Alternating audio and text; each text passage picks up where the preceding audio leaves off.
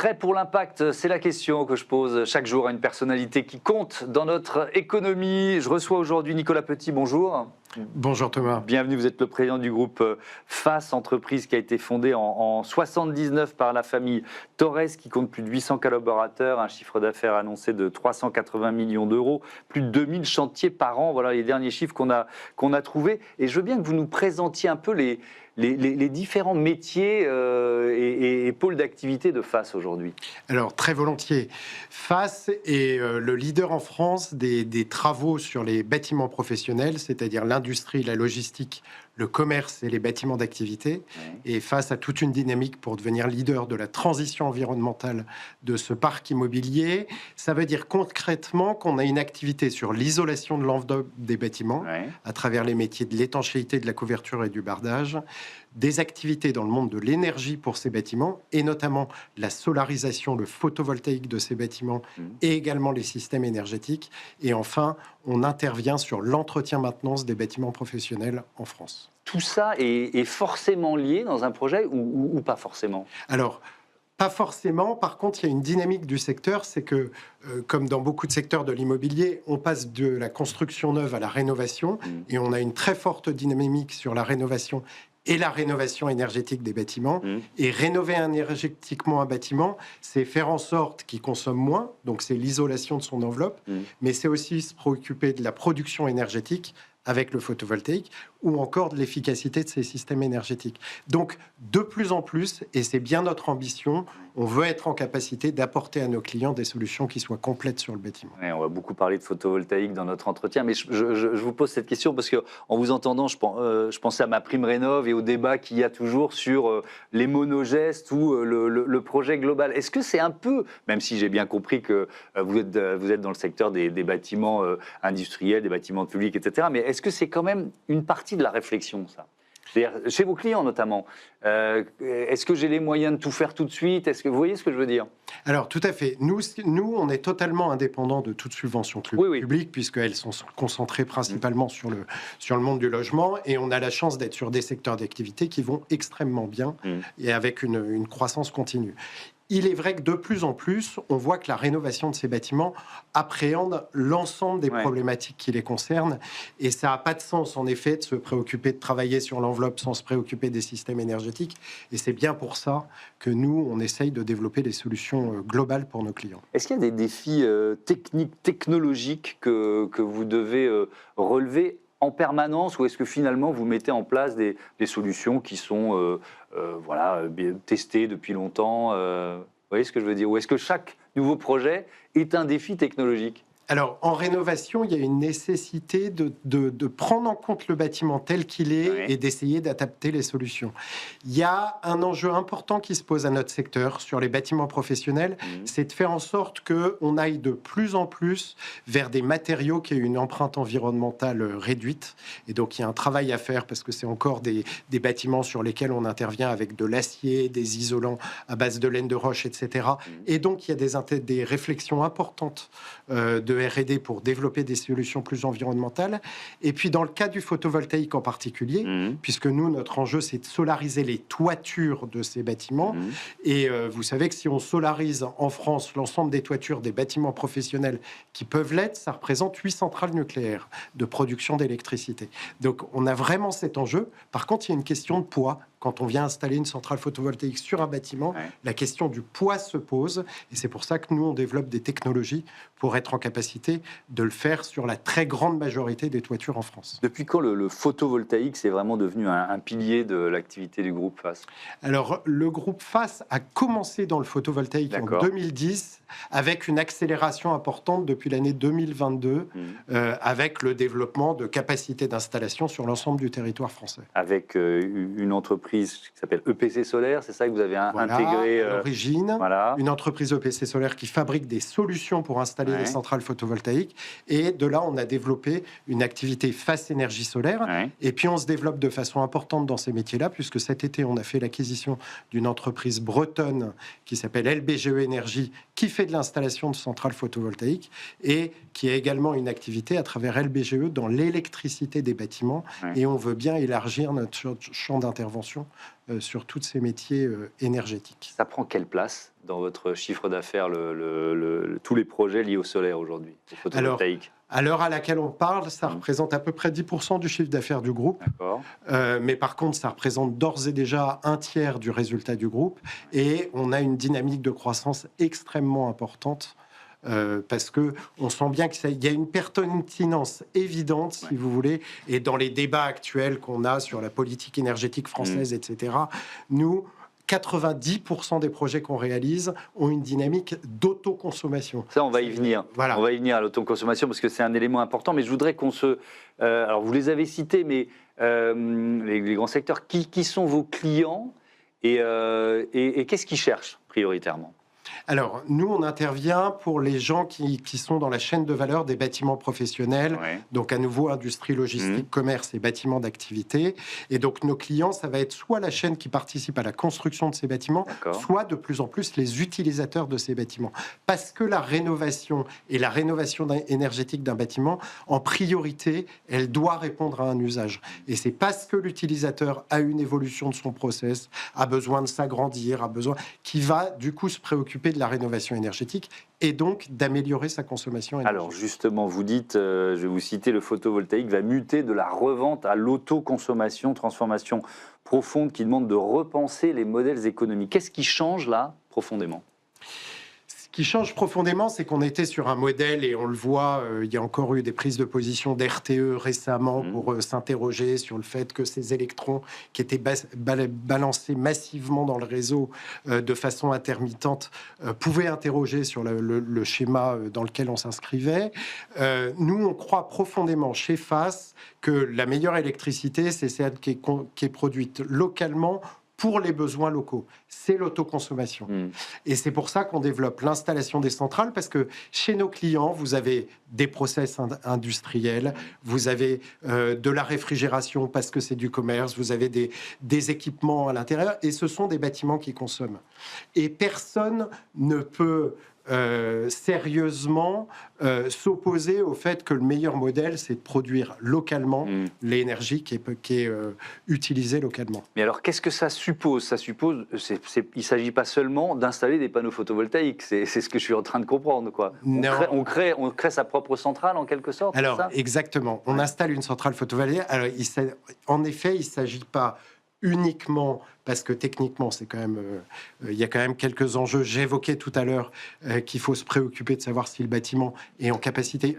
Une centrale photovoltaïque, ça ne pèse que 17 kg du mètre carré, mais c'est suffisant pour qu'on ait besoin de se préoccuper et de vérifier que le bâtiment est en capacité de la supporter. Donc, il y a des enjeux techniques à cet endroit-là. Et puis, en plus, il faut faire ensuite attention à ce que la production soit en adéquation avec la consommation. Et avec naturellement une production photovoltaïque, c'est une production qui a de l'intermittence en fonction de la météo, des périodes de l'année, etc. Donc il faut des moyens de stockage. Donc voilà, le moyen de stockage s'impose de plus en plus sur le marché. Et puis il faut être en capacité de le piloter dans la durée pour adapter en permanence cette consommation énergétique aux besoins de l'utilisateur. Est-ce que vous êtes inquiet c'est vrai que c'est une filière qui traverse quand même une zone de turbulence. Est-ce que ça vous inquiète ? Alors, mais pas du tout. Pas du tout. Mais pas du tout. C'est-à-dire que le réglementaire ou le fait d'attendre une loi de programmation pluriannuelle de l'énergie depuis, bon, alors il y a un décret qui tombe, mais depuis des années, tout ça, vous restez serein ? Alors oui, parce que en l'occurrence, la mécanique d'autoconsommation, elle est totalement indépendante de toutes ces influences qu'il peut y avoir à l'extérieur. Et une centrale photovoltaïque installée sur un bâtiment s'amortit en 7 ans.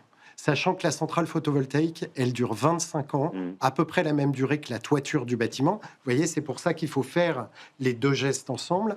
Ça dure 25 ans, ce qui veut dire que pendant 18 ans, vous avez de l'électricité gratuite.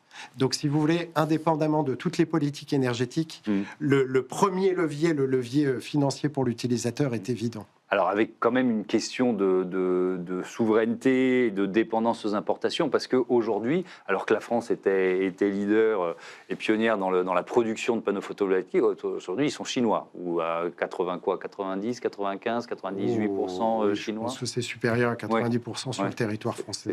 C'est ça. Donc, c'est trop tard ou on peut reconstituer une filière de production ? Alors, Ce qui est vrai, il y a des filières qui sont en émergence, il y a des initiatives tout à fait positives. Nous qu'on suit avec grand intérêt. On a beaucoup de proximité avec toutes ces entreprises françaises qui essayent de recréer une filière de photovoltaïque. Aujourd'hui, il faut reconnaître qu'il y a un écart de prix qui reste extrêmement important entre ce qui est produit sur le territoire français et ces panneaux qui sont importés. Par contre, on suit ça avec très grand intérêt et on sera ravis dès qu'on aura des capacités de production qui vont le permettre en France. Nous, on sera ravis de pouvoir proposer à nos clients une alternative française qui soit produite localement, quoi. Pour l'instant, c'est pas possible. C'est vraiment trop cher.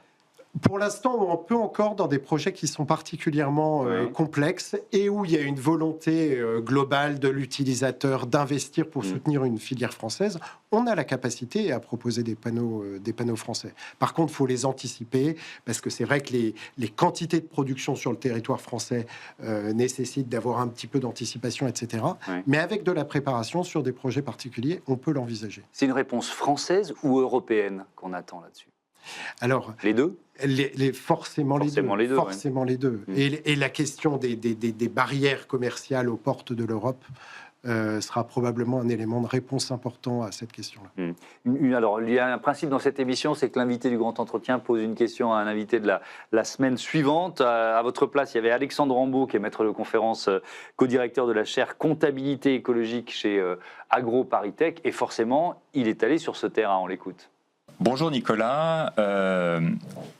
Dans le contexte du développement des énergies renouvelables, la question c'est pour assurer un meilleur financement et une meilleure intégration des énergies renouvelables, dans quelle mesure la comptabilité et les principes par exemple de double matérialité peuvent apparaître comme facilitants, voire être nécessaires pour une meilleure prise en compte justement du développement de ce champ. J'imagine que vous êtes un militant de la double matérialité ou de l'extension de ce bilan extra-financier qui est en train de s'imposer, même s'il y a un coup de frein européen. Totalement. Et voyez, face, comme on n'a pas mis le salarié, la loi Omnibus fait qu'on est sorti des obligations, et pourtant on continue notre dynamique, et on a bien pour objectif de produire nos indicateurs selon la CSRD qui nous était imposée précédemment. Et parce que, et Alexandre Rambaud, quand vous l'avez rencontré, le disait, contrairement à ce qu'on imagine, les entreprises françaises sont favorables et souhaitent avoir une dynamique avec cette comptabilité écologique qui fasse qu'on ait un regard sur leurs activités qui aille au-delà des simples résultats financiers. Vous avez évoqué ensemble, par exemple, l'engagement des entreprises dans la Convention des entreprises pour le climat. J'étais moi-même la semaine dernière à la première session du parcours bâtiment immobilier de cette année. Et voyez, les entreprises et FAS en particulier, nous on est convaincus que c'est en regardant au-delà des seuls bénéfices financiers qu'on sera en capacité de soutenir des filières. Et les énergies renouvelables, pour les questions qu'on a évoquées ensemble, sont évidemment absolument prioritaires. Alors, il y a plein de... Ça ouvre plein de chapitres. On reviendra sur la Convention des entreprises pour le climat, parce qu'on les a reçus à de nombreuses reprises dans cette émission, et c'est un levier de transformation que je trouve assez passionnant. Mais alors certes, la loi Omnibus, donc la modification de la directive, de la loi européenne CSRD, fait qu'une entreprise, une ETI comme la vôtre, elle sort du champ. Sauf que les donneurs d'ordre, les grandes entreprises, elles continuent. Donc vous avez, j'imagine, certains de vos clients qui sont toujours soumis au bilan extra-financier. Alors oui, on a certains de nos clients qui le sont, mais voyez, c'est pour ça que nous, on a décidé de rester. Mais oui, parce que par capillarité, on va continuer de vous demander des métriques sur ce que vous faites. C'est ce que vous évoquiez, ensemble il y a quelques jours, c'est qu'effectivement, il est tout à fait légitime, si on veut se préoccuper largement des impacts qu'on a, des différents impacts qu'on a, qu'on se préoccupe de ses fournisseurs et de ses sous-traitants. On peut pas l'enlever. Donc nous, pour nos clients, c'est important qu'on soit en capacité également de le produire, et de la même façon qu'on va embarquer nos sous-traitants dans la mesure où ça sera possible. Mais est-ce qu'il y a quand même un potentiel effet négatif? C'est-à-dire que le marché, j'ai bien compris qu'il y avait un marché potentiel assez gigantesque en France, notamment d'équipements photovoltaïques sur le toit des équipements industriels. Mais Si une entreprise se dit finalement je ne suis pas concerné par le bilan extra-financier, peut-être que je vais retarder mes investissements en matière de photovoltaïque par exemple, ou pas du tout. Alors, nous, aujourd'hui, Vous on le ne ressentez perçoit pas, pas ça? du tout. Non. En fait, si vous voulez, le monde des bâtiments professionnels est un monde qui est un grand type oublié, ou en tout cas qu'on regarde peu dans le monde du bâtiment. Tout le monde est très attentif et on parle beaucoup des remous qu'il peut y avoir dans le logement, mais le bâtiment professionnel, on l'évoque peu. Le bâtiment professionnel a ça d'extraordinaire, c'est que il y a une intelligence financière, une intelligence des capex qu'on va mettre sur le bâtiment, dans la vue de ce qu'il doit produire, etc., qui fait qu'il y a une pertinence systématique à tout ce qui est fait en matière de travaux, d'investissement, de services, etc. Donc ça ne dépend pas d'une directive européenne, c'est ce que vous nous dites? Oui, exactement. C'est-à-dire que le monde de nos clients, c'est un monde qui, indépendamment d'une directive, s'il considère que c'est un bénéfice pour son activité, pour ses propres clients, de toute façon, il avancera. Ouais. Alors, cette convention des entreprises pour le climat, donc vous avez décidé de vous lancer dans le processus? Absolument. Ouais. Oui. Alors, j'ai reçu beaucoup de chefs d'entreprise qui l'ont fait. D'abord, il y a le choc initial. Est-ce que vous l'avez ressenti? Est-ce que ça commence toujours par la fresque du climat ou par une acculturation des participants? Et qu'est-ce que ça a provoqué chez vous? Alors, en effet, on a les 2 premières journées, on passe par un certain nombre de constats dans les différents domaines, l'eau, la biodiversité, le carbone, etc. Je vous avoue que moi, j'avais déjà une certaine connaissance de ces sujets-là pour m'y intéresser depuis de longues années. Moi, j'en suis un convaincu pour le monde du bâtiment depuis le Grenelle de l'environnement. Et 2008. Voilà, exactement. J'ai participé aux lois Grenelle, à la loi pour la transition énergétique et la croissance verte, etc. Donc, j'avais déjà une acculturation importante à ces sujets-là. Par contre, moi, j'ai été frappé par 2 choses. Premièrement, c'était très beau de voir plus de 100 entreprises qui étaient réunies et les chefs d'entreprise qui prenaient ce temps pour se rendre disponibles et pour travailler ensemble, conscients, en particulier dans le monde du BTP et de l'immobilier, qu'on sent que c'est par le travail d'une donneur d'ordre, des fournisseurs, des entreprises, etc., collectif, qu'on va réussir à faire changer les choses. Et de la même façon, le deuxième point que j'ai trouvé très intéressant à revoir dans cette séquence, c'est le fait que tout est lié. C'est qu'on ne peut pas se préoccuper des sols sans se préoccuper du carbone, sans se préoccuper de biodiversité, d'énergie, etc. Tout est lié et donc ça nécessite des réponses systémiques. Et pour que ces réponses puissent être systémiques, il faut rassembler les filières pour travailler ensemble. Le principe de cette convention des entreprises pour le climat, c'est qu'il y ait une feuille de route. Oui. Des chefs d'entreprise. Ça peut aller, c'est pas systématique, mais ça peut aller jusqu'à une remise en cause, même un changement du modèle économique de l'entreprise. Comment vous imaginez, vous, cette feuille de route et qu'est-ce qu'elle doit vous apporter? Alors, je ne vais pas faire la conclusion avant les 9 mois. C'est trop tôt. Et je serais ravi d'avoir l'occasion de venir vous partager ma feuille de route raconter. Dans quelques mois. Ouais. Par contre, on l'accueille de façon tout à fait favorable. C'est-à-dire, vous êtes prêt à pousser la réflexion jusqu'à réinterroger nos business models. Oui. Absolument. Absolument. Je vous évoquais tout à l'heure le fait que nous, avec notre position de leader sur les travaux sur le bâtiment professionnel, on connaît extrêmement bien les écosystèmes de ce monde-là.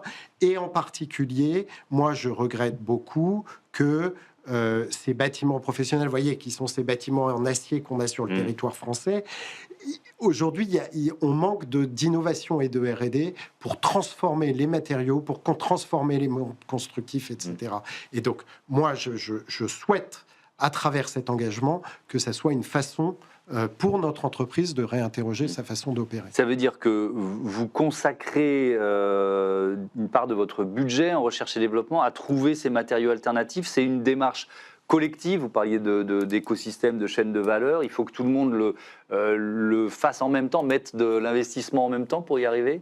Alors, sur les produits sur lesquels nous, on a la main, vous voyez, par exemple, je vous évoquais tout à l'heure qu'on développe des éléments pour l'installation de centrales photovoltaïques. On est très attentif aux matériaux qu'on utilise et on a des produits qui sont les meilleurs en matière d'empreinte carbone pour l'installation sur les bâtiments. Sur ceux où on est un des éléments de la chaîne de valeur, on discute avec nos fournisseurs. Et moi, j'ai eu la joie de retrouver certains de mes clients dans ce groupe de la Convention des entreprises pour le climat. Et on s'est d'ores et déjà dit qu'on allait fonder des groupes de travail ensemble avec nos équipes pour développer des solutions nouvelles pour le marché. Avec un investissement qui représente quoi? C'est-à-dire que inventer l'avenir, c'est le boulot d'un chef d'entreprise, d'une certaine façon. Mais là, quand il s'agit d'inventer des matériaux alternatifs, ça peut prendre beaucoup de temps, ça peut coûter beaucoup d'argent. Vous voyez, comment vous dites que c'est un secteur qui est focus et qui voit où est son retour d'investissement. Voilà, vous êtes prêt à mettre combien? La question, elle est un peu triviale, mais... Et je ne saurais pas vous répondre. C'est trop tôt pour vous faire une réponse extrêmement précise. Ce qui est sûr, c'est qu'on commence à y dédier de vrais moyens, avec un métier d'innovation et de R&D qui a émergé chez nous, et un directeur qui y est dédié. On recrute des collaborateurs sur l'ingénierie énergétique pour être en capacité de réaliser le bilan de carbone des projets sur lesquels on intervient, et de travailler sur nos propres émissions de carbone. Et petit à petit, avec nos parties prenantes, on va monter en puissance sur ces sujets. Donc, on a parlé d'autoconsommation. Comment vous accompagnez vos clients là, vers cette transition? Est-ce qu'il faut déjà les convaincre, ou est-ce que simplement les chiffres de retour sur investissement suffisent à les convaincre? Comment vous présentez finalement cette bascule vers l'autoconsommation? Alors, nous, notre force, c'est cette place qu'on a sur le marché dans les travaux d'enveloppe des bâtiments, qui fait qu'on a un contact avec beaucoup d'acteurs dans ce monde-là. Aujourd'hui, on a une dynamique commerciale où on présente à nos clients les bénéfices qu'ils peuvent avoir à solariser leurs bâtiments. Et ce qui est vrai, c'est qu'à chaque fois qu'on regarde le cas précis d'un utilisateur, d'un industriel, qu'on regarde ses consommations, etc., et qu'on le modélise, allez, 9 fois sur 10, on emporte la décision parce que le bilan économique est évident. Si on ne peut pas, si un industriel ne peut pas, parce que son toit n'est pas adapté, mettre des panneaux photovoltaïques sur le toit, il y a des alternatives? Alors, il y a de plus en plus, vous savez qu'en parallèle, il y a la dynamique sur les ombrières, sur les parkings, qui est une bonne façon d'apporter une réponse également. Par contre, c'est vrai que ça représente des investissements un peu plus importants de réaliser des ombrières. Et puis après, il y a des questions de pilotage des systèmes énergétiques du bâtiment qui peuvent être de nature à générer des économies d'énergie. Par contre, c'est vrai que la toiture du bâtiment s'y prête de façon particulière. Vous voyez, c'est extrêmement simple de solariser les bâtiments. Donc, à chaque fois qu'on le peut, il faut l'envisager. Et on considère que sur le territoire français, vous voyez, dans la statistique que je vous donnais tout à l'heure de ces fameuses 8 centrales nucléaires, on considère que, grosso modo, il y a un peu plus d'un tiers des bâtiments qui peuvent être solarisés, parce qu'il y en a certains où pour des raisons d'activité, parce que c'est des activités industrielles dangereuses, etc., ils s'y prêtent pas. Mais il y a au moins un tiers des bâtiments qui le peuvent. Est-ce que c'est vraiment le photovoltaïque qui va servir de base, ou est-ce qu'on peut associer d'autres leviers? Alors, ça peut être de l'éolien, ça peut être, c'est une question peut-être totalement à côté de la plaque, mais j'assume. Ou alors, par exemple, la récupération de chaleur fatale. Est-ce que tout ça peut rentrer dans un schéma que vous proposez à vos clients? Alors, on peut effectivement aller au-delà du photovoltaïque. Comme je vous le disais, le photovoltaïque est le plus évident et le plus facile à installer. Ce qu'on voit de plus en plus se développer, et c'est une très bonne nouvelle, c'est ce qu'on appelle l'autoconsommation collective. C'est-à-dire qu'à l'échelle d'un quartier, d'une ville, d'une zone, on fasse en sorte qu'il y ait un partage des consommations. Et du coup, ça permet vraiment de lisser, en fonction de la charge des bâtiments, les différents usages. Merci beaucoup, Nicolas Petit. À bientôt sur Be Smart for Change. C'est l'heure de notre rubrique Startup et Innovation. Tout de suite.